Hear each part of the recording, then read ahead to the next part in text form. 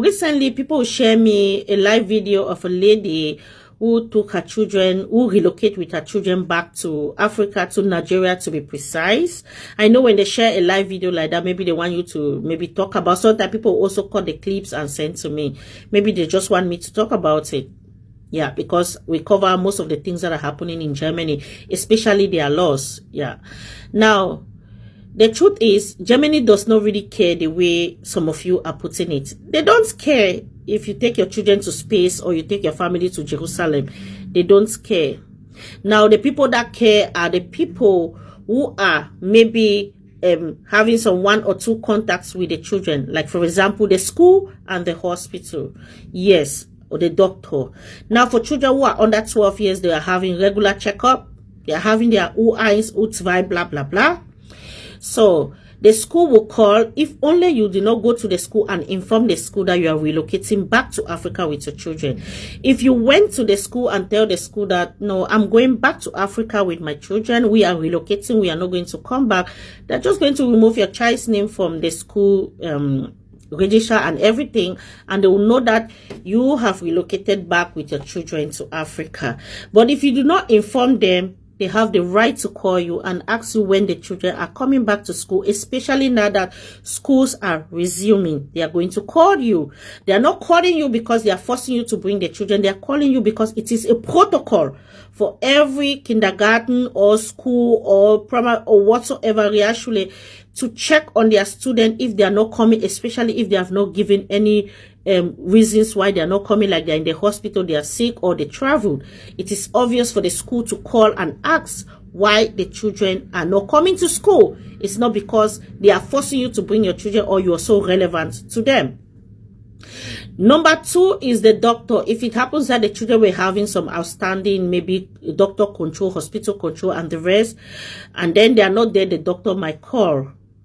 Yes, the doctor might call.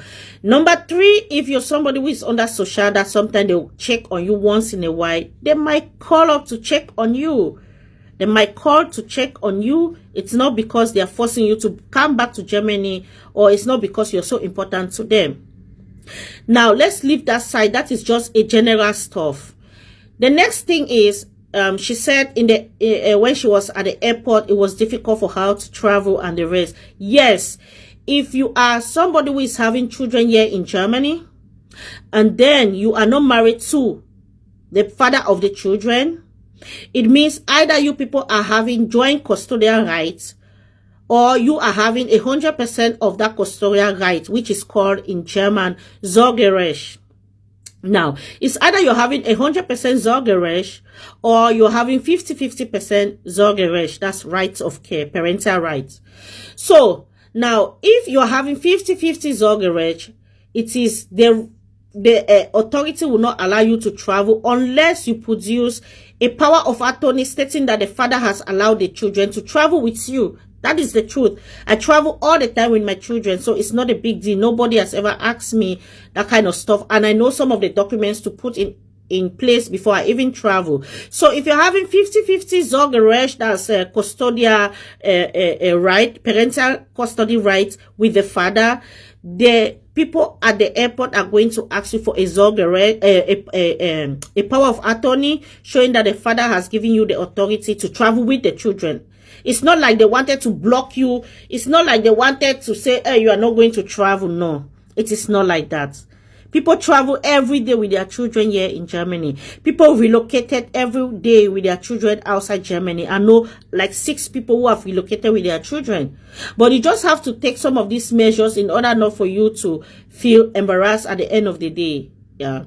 Then, when it comes now to, if it happens that you have 50-50 rights, that's the Sorgerecht with the father, it is obvious that if you're still receiving calls till now to bring the children back, if they are giving you threatening message to bring the children back, it's not because you're so important. It's not because they really want to.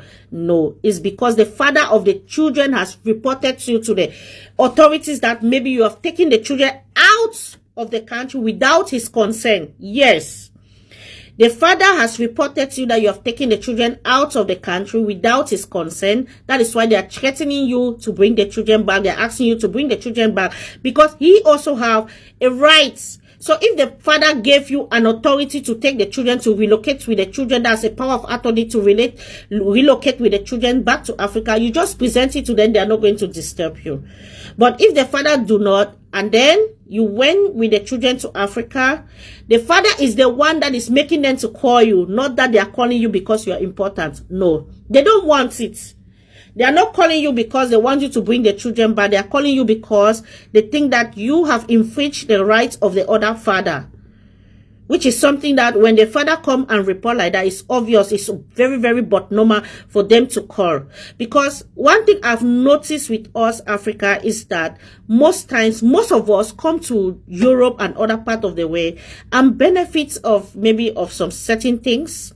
Yeah, because when you see it very well, most of the people who always badmouth Germany or other European countries are people who are fully depending on social benefit. They are not doing anything. They are depending on them. But when one thing led to another, they'll be the one to badmouth the country like the country has never done anything good to them. This country is one country that if you're a parent, it is good for parenting, for people who wants to bring children up and still work, also do something for themselves. We have a good social system. We have a free health insurance. Free meaning if you're not working, you can still go to the hospital. But if you're working, you pay your health insurance. So people should not quote me wrong somewhere. Free simply means if you're not working, you can go to the hospital without paying any dime. Yeah. We have education here. It's free. Education is free. So I don't see why most time when we benefit from these things and then we decide that we want to relocate to other part of the world, we are going to badmouth where we have once benefits. Now everywhere is not okay. There is no perfect country. None. There is no perfect country. A country might be good for this and bad for this. There are other things that Germany is not good at. There are other things that Germany is not good at. But if today I wake up and I say I want to relocate somewhere because I do not want like this and this and this that is happening in Germany, it does not mean that I'm going to badmouth Germany. I'm still going to appreciate them for the ones that they are good. No government is a perfect government. No government is going to favor everybody. That is why no matter how a president or a particular government is good, one person must be suffering. Like in Germany, the social system is good. The people who are working are suffering and paid high percentage of all the social insurance. Right? All the social taxes, all the taxes here.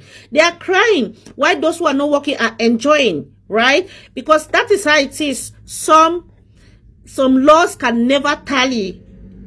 They are never going to be the same. So most times when we come here or we are in any part of the world, I'm not saying that Germany, only Germany, and then we enjoy some of those benefits. And then tomorrow we decide that, okay, it is not somewhere we really want to live. I'm not saying that this country is good. Everybody has the right to go anywhere he or she wants to go. Me, I would like to go to Africa also and just feel free and just get up in the morning and just do my things and just eat my roasted fish, just have that good vibes, that African vibes that you just feel like, okay, I'm at home now. I must not report somewhere. I must not do this. I must not do that. I must not do this. Everybody likes it. But do you think that if I go back tomorrow, I'm going to say Germany this, Germany that? No.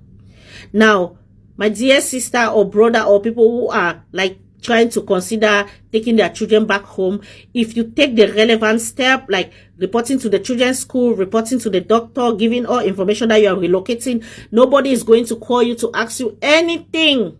Nobody is going to disturb you. But if you don't take those steps, they are going to call. I'm sure she said, okay, like the way she said that the father died, then she's going with the children for the funeral and the rest.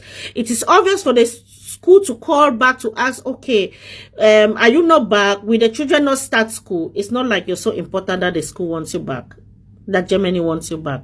So guys, stay tuned. You see this channel, we talk about everything that related to laws in Germany and the rest. This thing that I've covered like this, if you want to know more about it, just read the SH0CK here in Germany, the right to travel in Germany with a EU citizen and a non-EU citizen child, a German citizen child and a non-German citizen child, a travel when you have a full custody right and when you have partial custody rights. Stay safe.